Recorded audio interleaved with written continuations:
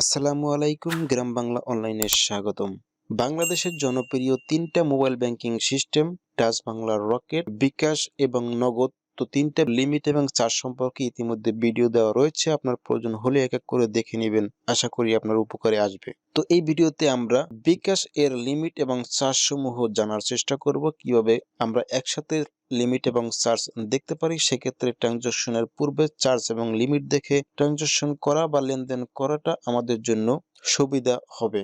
অনেক সময় আমরা লেনদেন করে দেখি যে বড় অঙ্কের একটি চার্জ কেটে ফেলেছেন অজান্তে। সেক্ষেত্রে তখন আমাদের মনটা খারাপ হয়ে যায়। বিদায় আমাদেরকে আগে চার্জ এবং লিমিট সম্পর্কে ধারণা নেওয়া উচিত। তো তাই বলে আমি যখন বিকাশ অ্যাপসটি লগ ইন করলাম, করার পরে বিকাশের ডান কর্নারে দেখতে পাচ্ছেন বিকাশ আইকন অর্থাৎ মেনু, অর্থাৎ বিকাশ মেনু। তো বিকাশ মেনুর এখানে ক্লিক করলে আমরা এখানে যদি চোখ বুলিয়ে উপর থেকে নিচ পর্যন্ত যাই, তাহলে আমরা এখান থেকে একটা অপশন দেখতে পাই, সে হচ্ছে লিমিট অপশন। বিকাশ বা রকেট, নগদ সবগুলো অ্যাপসের মধ্যেই এই লিমিট সম্পর্কে ধারণা দেওয়া রয়েছে, যে কেউ যেন লেনদেন করলে আগে লিমিট চেক করে নেয় অথবা চার্জটাকে দেখে নেয়। তবে চার্জ অপশন নগদের মধ্যে রয়েছে এবং রকেটের মধ্যেও রয়েছে। সেক্ষেত্রে ওয়েবসাইটে গিয়ে আপনাকে বুঝতে হবে, তাই বিস্তারিত ভিডিওতে বলা রয়েছে, চাইলে আপনি দেখে নেবেন। এবং বিকাশের যে সিস্টেম, প্রথমে আমি লিমিট দেখাচ্ছি, যদি আপনি এটা দেখে বুঝে যান তাহলে আর তো কথাই নেই। তো আপনি যখন লিমিট অপশনে ক্লিক করবেন, তখন এখানে দেখতে পাচ্ছেন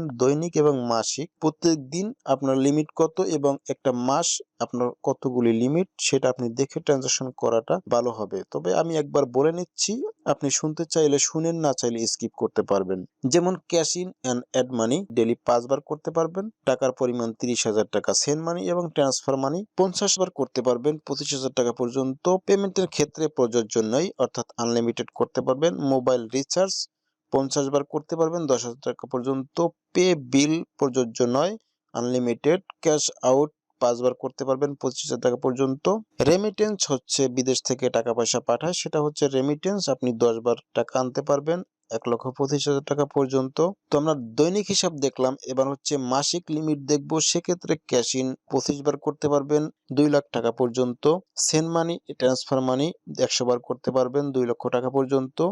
প্রিয় নাম্বার সেন্ড মানি, এটা সিস্টেমটা কিছু আলাদা রয়েছে। পেমেন্টের ক্ষেত্রে প্রযোজ্য নয়, যতবার খুশি ততবার করবেন। মোবাইল রিচার্জ 1500 বার করতে পারবেন 1 লক্ষ টাকা পর্যন্ত। পে বিল প্রযোজ্য নয়। ক্যাশ আউট 20 বার করতে পারবেন 1 মাসে 1.5 লাখ টাকা পর্যন্ত।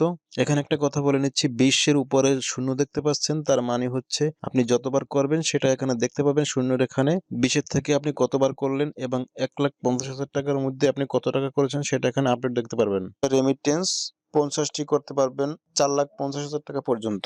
তো দেখতে পাচ্ছেন এখানে আমরা দৈনিক এবং মাসিক যে লিমিট সেটা আমরা দেখে ফেললাম স্বল্প সময়ের মধ্যে, কিন্তু মেনু অপশনে সার্ভিস চার্জ বা চার্জ সম্পর্কে কোনো অপশন নেই। পরবর্তীতে হয়তো বা থাকতেও পারে, আপডেট হতে পারে। তো এখন যদি আপনার সার্ভিস চার্জ সম্পর্কে জানতে হয়, তাহলে আপনাকে কোথায় যেতে হবে? সেক্ষেত্রে আপনি গুগলে যদি সার্চ দেন বিকাশ সার্ভিস চার্জ লিখে, বিকাশ চার্জ লিখে, তাহলে বিকাশ চার্জ আপনি ক্যালকুলেট করে বের করতে পারবেন। তাদের সহজ একটা সিস্টেম রয়েছে, অর্থাৎ ক্যালকুলেটর সিস্টেম রয়েছে। তো সেজন্য আমরা সেখানে চলে যাব। তবে তার আগে বলে নিচ্ছি, এই বিকাশ অ্যাপ যদি আপনার না থাকে, ভিডিও ডেসক্রিপশনে লিংক দেওয়া থাকবে, ডাউনলোড করে নেবেন। বিকাশ দিয়ে লেনদেন করলে অনেক সুবিধা পাবেন।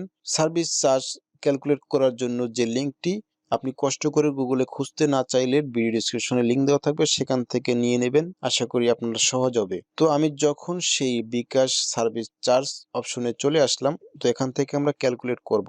এটি হচ্ছে বিকাশের ট্যারিফ ক্যালকুলেট একটি সিস্টেম।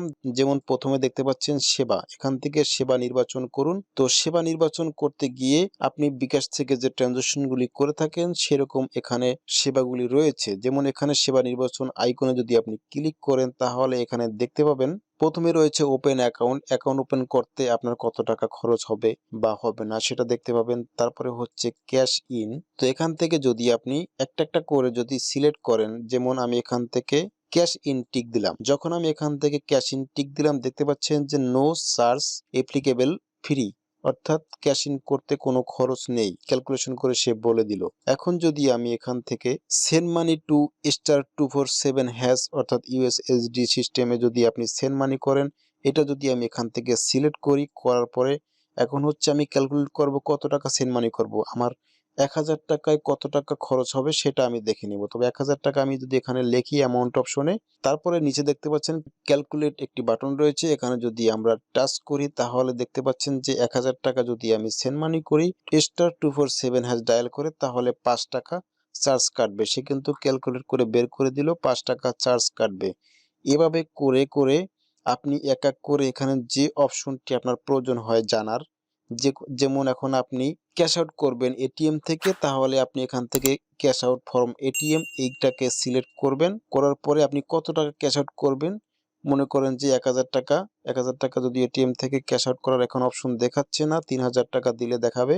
তো 3000 টাকা আমি যদি এখানে অ্যামাউন্ট অপশনে দিই, তাহলে 3000 টাকায় আমার খরচ কত হবে এটিএম থেকে ক্যাশ আউট করলে সেটা কিন্তু ক্যালকুলেট করে এখানে বের করে দিয়েছে 44 টাকা 70 পয়সা। তো এভাবে করে আমি একটা দুইটা দেখিয়ে দিলাম। আশা করি আপনি বুঝতে পারছেন। এখান থেকে আপনি ক্যালকুলেট করার জন্য যে সার্ভিসগুলি রয়েছে সেগুলি দেখতে পাবেন।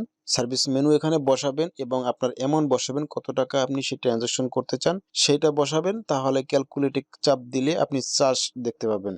যদি সিস্টেমটা আমার কাছে ভালো মনে হয়েছে, আপনার কাছে কেমন লাগছে আশা করি সেটি ভিডিও কমেন্টে জানাবেন। আর যদি কোনো সুবিধা অসুবিধা জানার কোনো প্রশ্ন থাকে অবশ্যই কমেন্টে জানাতে ভুলবেন না। এরকম আপডেট ভিডিওগুলো পেতে চ্যানেলটাকে সাবস্ক্রাইব করে রাখতে পারেন। লাইক কমেন্ট শেয়ার তো করবেন ইনশাআল্লাহ। পরবর্তী ভিডিও দেখার আমন্ত্রণ জানিয়ে এই ভিডিও থেকে বিদায় নিচ্ছি। আল্লাহ হাফেজ।